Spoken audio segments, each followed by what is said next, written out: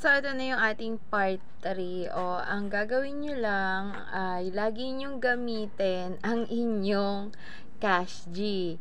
So, kung magbabayad kayo ng ilaw, ng kuryente, ng tubig, so, ang gawin nyo na lang, i-cash in nyo na lang. So, magkano lang naman ang pa-cash in kung halimbawa 500 or 1,000, diba? Nasa 10 piso lang.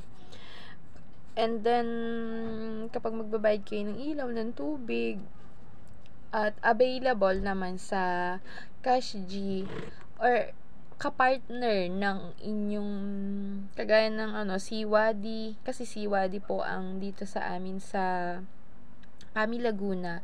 Partner sila ng Siwadi at ng Cash G. And then ang sa electric naman po namin ay ang Pleco. Magka-partner din po sila ni Cash G. So, kapag nagbabayad kami, ay yun ang ginagamit namin na pambayad. Magpapa-cash in kami, tapos yun. And then, sa load, ganun din. Dito rin ako naglo-load. Kasi nga, kapag nagpa-load ka rin naman sa ibang tao, mga ka-idol, ay pa-cash G rin ang gagawin nila. So, ang gawin mo, yung ibabayad mo sa kanila na na pa-cash in, edi ang gawin mo, ipa-cash in mo na lang sa iyong Cash G. Tapos, ikaw na ang mag-load ng sarili mo. Kasi nga, lahat naman ng Talco product is meron ang Cash G. Meron siyang TNT, may TM, may Glow, may Smart, may Glow Prepaid, may Smart Prepaid. So, kahit anong load, meron dyan sila.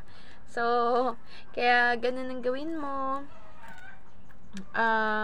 Pag may mga online ka, okay naman may kwarta ka. So, alam mo, mga 500, ganon. Tabihan mo yung iyong Cash G.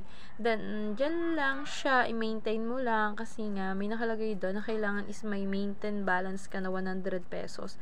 It's up to you naman kung gagamitin mo o hindi. And then, maganda nga is mag-open ka ng bank account sa GSave.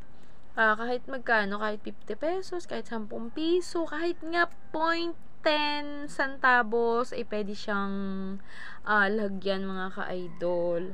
So, ayan ang ating chika sa ating Cash G, kung paano nga ba ma-open or mabigyan ka ng G-loan. So, lagi mo siyang gamitin, pambayad, online. Kung halimbawa, meron kang pera, edi ilagay mo sa iyong Cash G, tapos kunwari o order ka sa Shopee or sa